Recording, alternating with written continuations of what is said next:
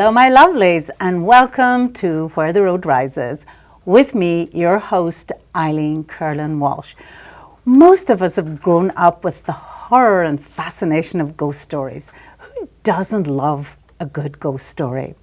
Our returning guest today is Bob Trzeciak, our favorite local storyteller. And ghost stories are his specialty. We could not get within yards of Bob for our show until Halloween was over, so popular is he around that time. Bob hosted for many years Paranormal Radio, where he explored mysterious and unexplained events with special guests. He is a popular guest in schools and libraries where his storytelling events are always standing room only.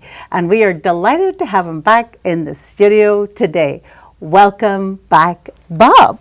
Well, thank you, Eileen. It's so nice to see you again, actually, because you were a guest on Paranormal Radio a few years ago. So so we haven't seen each other since then, and that's been probably 4 years, probably, or maybe longer. I don't know. I'm not certain about that. Yeah. An interesting experience. Yeah. So just jump in, Bob, and tell us a little bit about your background and what attracted you to the field of the paranormal. Oh, geez, how long is your show? Yeah. Actually, when I was a kid. From childhood on, I was fascinated with the paranormal, with things that go bump in the dark. Was there something true to this? Was it just something made up? Was there anything to this? You know, was it a real thing? And I started looking for the truths in that myself. And of course, as a kid, I did the same thing all the other kids did too. I watched Creature Features and I watched Dark Shadows, the old soap opera Dark Shadows. Big influence on me with the paranormal, very much so with that. But then, of course, that was television, that was movies. I wanted to know the real stuff. I wanted to know that. So I started investigating that. And in actuality, my brother Ray, my older brother Ray, took a parapsychology class out at Governor State University. And he got very much into it, in investigating the stories, the local stories around our area here, where we're not too far from. Bachelor's Grove and Resurrection Mary and Holy Sepulchre Cemetery and all the hauntings and things that go along with that. And so that kind of brought me into it. Ray kind of got away from it, and then I sort of stayed with it and just kind of continued on with it. You had gotten hooked. Yeah. So let's just start right there, because last time we had you on the show, we loved those stories. You know, I don't remember being on the show. We talked about this. You said, I don't remember being here, but you said I was. Yeah. Maybe it was a ghostly dream. Yeah, it could have been. Or it could have been my evil twin Otto or something. I don't know. Or your brother getting jealous of all your success. Yeah. But why don't we talk about those local ghost stories for our guests? Yeah. But let's start with Resurrection Mary. Oh, where would you like to start with Resurrection Mary? Yeah, that's a story now. As a kid growing up, yes, my influence was growing up. That was probably one of the first real stories I heard growing up as a kid. I lived in the Summit Argo area for 58 years. I retired since, and I now reside in Elsip. I live in a retirement community there.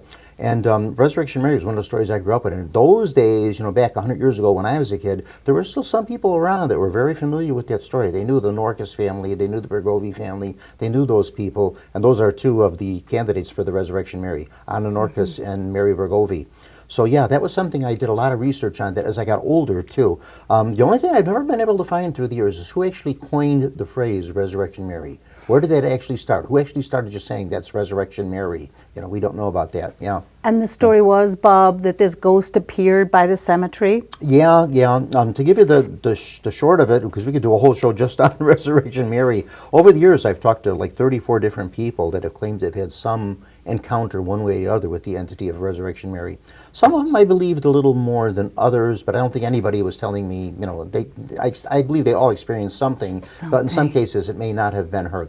Anyway, the one story of Resurrection Mary would be Anna Norcus. She was like about a 13-year-old girl, just about 13 years old, and for her birthday in July 1927, she wanted her father to take her to the O. Henry Roadhouse, which later became Willowbrook Ballroom in Willow Springs.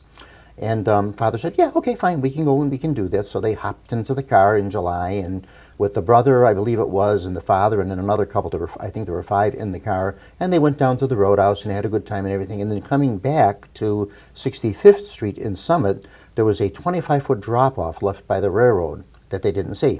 And of course, their car went down the drop-off. She was thrown from the car and killed instantly. The other people all lived. And then she naturally, you know, 13-year-old girl, she died, and it was a horrible, tragic thing, you know, for parents to lose a daughter. And so they went to the local funeral director in town, in Summit, and that would have been George Sobiesk. And they asked, about him doing the funeral and everything, and he said, yes, we can do the arrangements, we can do all that, and where would you like burial? And they actually wanted burial in St. Casimir Cemetery, which is not too far from where I live now, over on 111th Street there. And he said, well, George told him, he says, there's going to be a gravedigger strike. So what's going to happen is if you don't have Anna buried, she may not be buried, and you don't want that. So you don't have things straight away with St. Casimir Cemetery. Temporarily have her interred here in Resurrection. It's close to the funeral home because Sobiesk's funeral home was in Summit. Resurrection is not too far from Summit, right down Archer Road there. And then later on, when you get things squared away, we can have her reinterred, and we can do that. And so that's part of the thing with her story. Many people claim they see, walking along Archer Road, very pretty blonde-haired girl wearing a white dress. They often say it's a flapper's dress. Some people say it's a wedding dress. And in actuality, Anna was buried in her communion dress from the year before. She made her first communion at St. Joseph's Church in Summit. So she was buried in her dress and veil, so that's what people are seeing. But many people say, oh, she's this flapper ghost and all this and everything. Well, she's a 13-year-old girl. She's a very young girl. Now, to my knowledge, no one has ever given me a story of her entity ever being seen by St. Casimir Cemetery, which may lead me to believe that maybe she wasn't actually interred there. She may still have been interred in Resurrection. Maybe there was some sort of a mix-up or something and she never did get moved. The gravesite in St. Casimir does have her name on it. It does have her name. Her medallion was on it with her photo, along with that of her father and mother, but then someone popped the medallion off and that's gone. Anything you'll look up, if you look anything up on the internet on Resurrection Mary, you'll see the picture of her. This blonde-haired girl, short like shingle, typical hairstyle for that day for 1927 when she died, and she has her communion veil on. That was the photo from her grave that was on her medallion. That's one. Now many people, most 90% of the descriptions are blonde-haired, pretty girl wearing the white dress. That would be Anna Norkus. And like I say, her entity has never been encountered along Archer Road. Well, it is encountered along Archer Road, but never have I heard anyone say they've seen her by 111th Street, by St. Casimir, where supposedly she is interred. Yeah, that one we haven't seen. Then, that was 1927. We move a couple years up, we go to 1934. And there's another girl, a whole different story entirely. This one is Mary Bregovi. She's a little bit older too. She's more into her 20s. She was a factory worker. She lived on Damon. And she and her boyfriend and another couple were in the car, and they were actually not even at the Willowbrook Ballroom, another ballroom altogether. That would have been Liberty Grove Ballroom, which is no longer there. It was up on Mozart. It's long gone. And so they went there. They had a good time dancing, listening to the music, whatever they were doing. And then coming back home, downtown, the L has those metal, in the road, I don't know what you call them, the supports that hold the L, and they were not paying attention what they were doing. They hit that thing head on, and she was thrown through the window and killed, and she is indeed interred in Resurrection. There again, one person gets killed, the other person in the car all lived. Same thing with the Anna Norkus story. The girl was killed, the other 4 people in the car lived. Same thing with this. She was killed, her boyfriend and the other couple lived. So now, 1934, we have a different thing going on now. We're in the middle of something called the Great Depression. Yes. So money is very difficult to come by. And to come up with $300 or $400 in 1934 for a burial may as well have been $3 million. You were lucky in those days you had money for food for the family. So the Catholic cemeteries did a thing they called term burials, which for a very small deposit, sometimes it was only $3, sometimes $5, you paid on a burial lot. And your loved one was interred in the lot, and at the end of a term, a long term, 25-year, 30-year term, you paid the lot off, and then your loved one was laid to rest, and that was the end of that. They were okay with that. If, however, you did not pay the lot off at the end of the term, they could be taken, dug up, and moved to Potter's Field, and then they would resell the lot. And they believe this is what may have happened with Mary Bregovi. Now, she is indeed in Resurrection Cemetery buried. Her grave has no headstone on it, but if you make friends with some of the groundskeepers at Resurrection Cemetery, they could probably point it out to you. Other than that, it's kind of kept a secret. The Catholic cemeteries are a little particular about that, and I respect their wishes about keeping those things secret.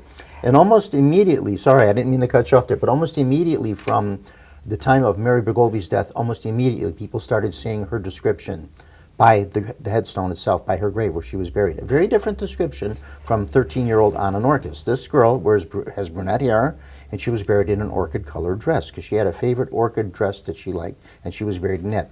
Some people have given me descriptions. Some are very vivid with the descriptions in Encounter with Resurrection Mary. Really good with the descriptions. Some say even the hairstyle. They comment on what her hairstyle looked like, the details of the dress, a corsage pinned to the dress, all these different things on that. So two very different entities, two different ones. Yeah, but both often seen by Resurrection Cemetery, which, like I said, kind of leads me to believe that maybe Anna Norka's may or may not have been actually moved to St. Casimir. May have not, we don't know. And that's interesting, Bob. So we often are skeptical of those who tell stories of encounters with ghosts. So how do you treat those who tell you they've seen ghosts? I love it. I think, yeah, that's a very good point. I'm glad you brought that up. I love hearing what people tell me. And people that I like to take as very good, credible witnesses to anything in the paranormal, be that Resurrection Mary, something at Bachelor's Girls, whatever it may be, are people that have nothing to lose or gain. That's somebody that's not writing a book, they're not doing a radio show, they're not doing TV, they're not trying to solicit guests, whatever it may be. They're just, I'm telling you my story, I'm telling you what happened, and you kind of take it or leave it for that. And those people I like to take as very good, credible witnesses, because they're not selling anything, they're not making any money on it. I'm just telling you my story. And I like listening to those. That's interesting. So tell me about the guests in your radio show. What was that Oh, experience yes. like? Paranormal radio was a fun experience. I did that for about 13 years. I did paranormal radio. And then finally, like 2 years ago, I decided to give it up. I just kind of had enough of it. And I've always told myself with things, when I stop having fun with something or it starts to be bored, I get bored with it, or I'm not doing the job I feel I'm doing with it, it's time to move on. You know, it's time to move on to something else. But I had a good run with that show, and something accidentally that happened to me. I actually got it very accidentally. I wasn't setting out to do a radio show, but I wound up doing it first at WARG Radio over at Argo High School, the local station there, and then I wound up doing it up in Norwich, which is where you were, when we did that show up there. And for a while I did both of the shows, and then I wound up just doing the one show.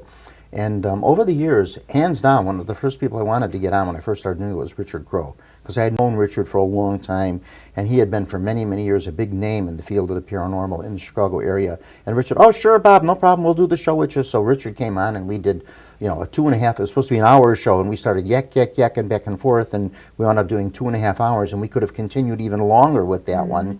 And it happened to be a Friday the 13th show. And I thought, well, who better than Richard Crowe for a Friday the 13th show? And we were going to pick it up and do another show later that year, because there happened to be 4 Friday the 13th that year. And I said, Rich, I want to do another Friday the 13th show with you with the paranormal. Sure, Bob, not a problem. If I'm doing a tour or something, you know, we'll phone it in and all. But we never got the chance to. He passed away.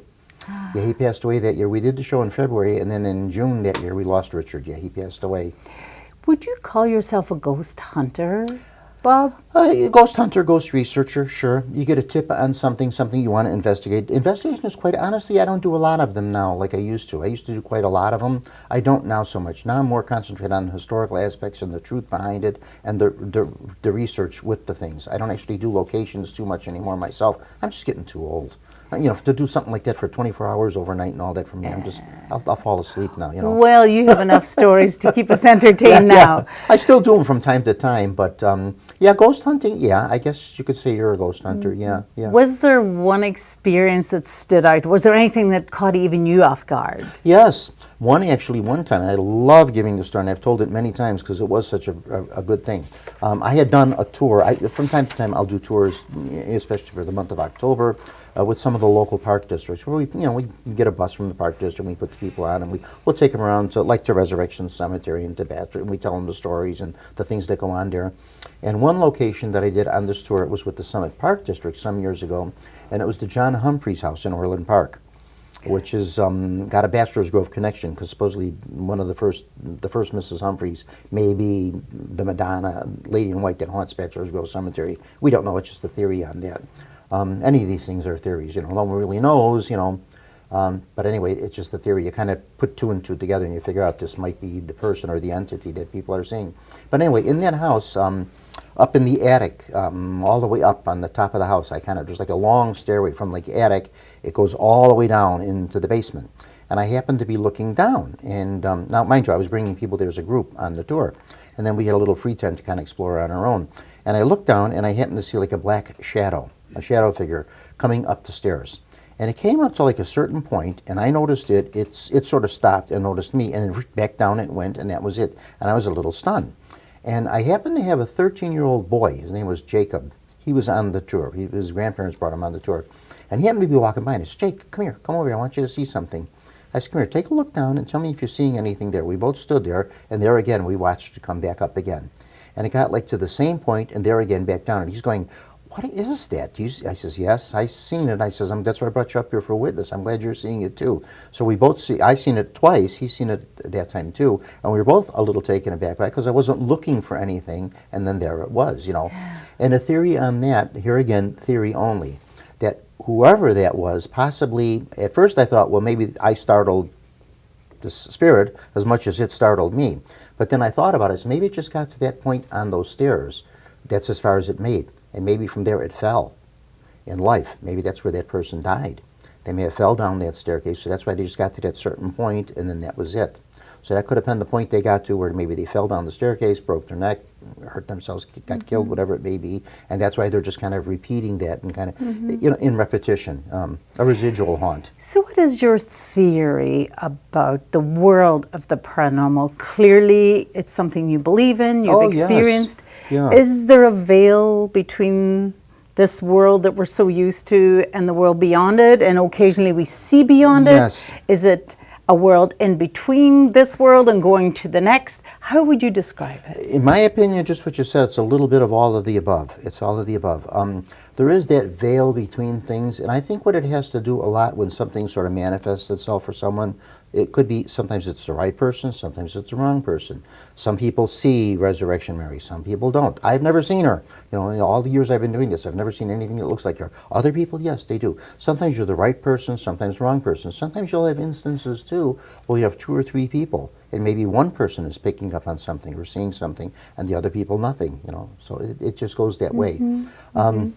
A theory of mine about this is I believe we ourselves, when we leave this earth and enter into that next realm, I think then all this is going to become clear to us. And we're going to say, now I know what all this is about. And I have the answers to all of this, you know. I know what that is. So, yeah. Interesting. Yeah, just a theory of mine, you know, that I feel about it, you know. Right or wrong, it's my theory, you know.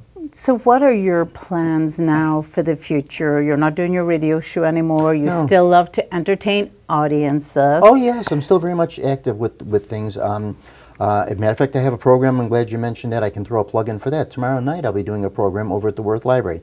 Nothing much to do. I touch a little on paranormal, just a teeny bit on that one. But this program only has to do with not the Lincoln assassination, it has to do with the Kennedy assassination.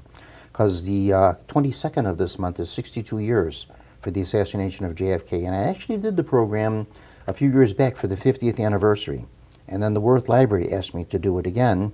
And I'm doing it now. And now a lot more information has come out about the JFK assassination that wasn't available in the past on that. So interesting story about that. I'll be telling that.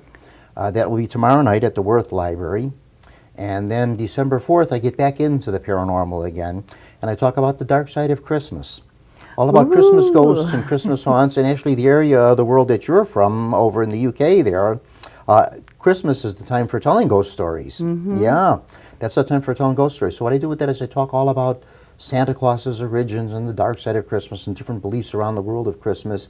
And like I say, in many places around the world, except for North America, December is the month for ghost stories, yeah. Oh, and then I have great. a couple of visitors that show up for that one too. Oh, how yeah, we have a couple of interesting. visitors that show up for that presentation. That'll be December 4th also at the Worth Library. Oh, that's Yeah, great. We'll yeah. get that information on the screen for our viewers. So, and I think it's interesting you were talking about Kennedy because you do have a great series of stories about White House ghosts Oh, also. yes. Ghosts of the White House, yes. The Lincoln Ghost, yes. White House, 1600 Pennsylvania Avenue, probably one of the most haunted buildings in the world. And many people aren't aware of that, but it's a very, very haunted building. It's a very old building, you know, originally built in 1800 for occupancy by our second U.S. president. And A lot of activity goes on there. Lincoln's ghost is very active in the White House. Ghost of Abigail Adams, Dolly Madison, many former presidents. Andrew Jackson's voice has been heard, but never actually he's been seen. Thomas Jefferson's violin playing. Very interesting story. One that I found very interesting was Mary Todd Lincoln, who of course, you know, a lot of things, you could do a whole thing on Mary Todd Lincoln alone and her life and the strange things that happened to her. She actually claimed to see the ghost of John Tyler, our 10th U.S. president, in the Blue Room of the White House. But the thing about her story was she saw his ghost before he was dead. He wasn't dead, and she claimed to see his ghost. He hadn't passed away yet, yeah. Well, Bob, that's very much like the banshee in Yes. Irish culture. We believe that the wailing ghost is right before someone in that home is going to die. Yeah, it's their warning. Yeah, they're letting you know something's going on. Absolutely. Yeah, yeah. Oh, yeah, gosh, yeah. Bob. We could listen to you all Yeah. day, and there are so many other stories we're not going to get to, but maybe we'll have you on another time. We'll have to be it the schedule it. We'll- second, yeah, be it yeah, the yeah, third. yeah, We yeah. just don't know. Yeah. But thank you so much. How about, is there any words Oh, we're of done. Oh, geez. Okay, that was fast. we're going to wrap up. Do Okay. you have any words of wisdom for our viewers? What Words would of your wisdom. Yeah, life advice be? Words of wisdom for people is, enjoy life. Like we were just talking about this, and we're talking a little about the hereafter and that. And we often say that, we often take it for granted. We say life is short, and it really is short. None of us has an expiration date. None of us has a time limit. We don't know how long we're going to be here. Don't sweat the small things in life. Enjoy life and just live it to the fullest. And that, whatever it may be.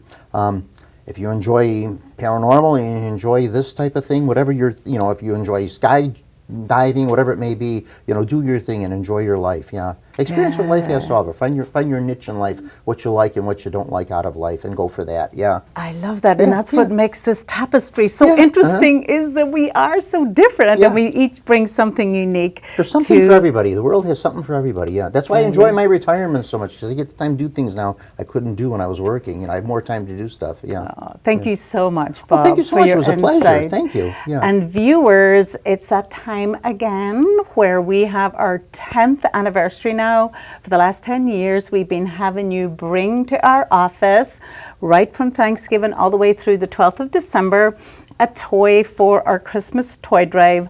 Our recipient this year will be La Rabada Children's Hospital, and of course all the children, the little guys, the teens who are in hospital on Christmas Day will receive that gift. So if you swing by my office, 117th and Southwest Highway, bring a little toy, any value or a gift card, and we then have a surprise for you. It's either going to be our premium candy, you may get a gift certificate, you may get a book, or our storytelling program. So come on by, visit us, bring a toy for the toy drive, and we'd just be delighted to have you.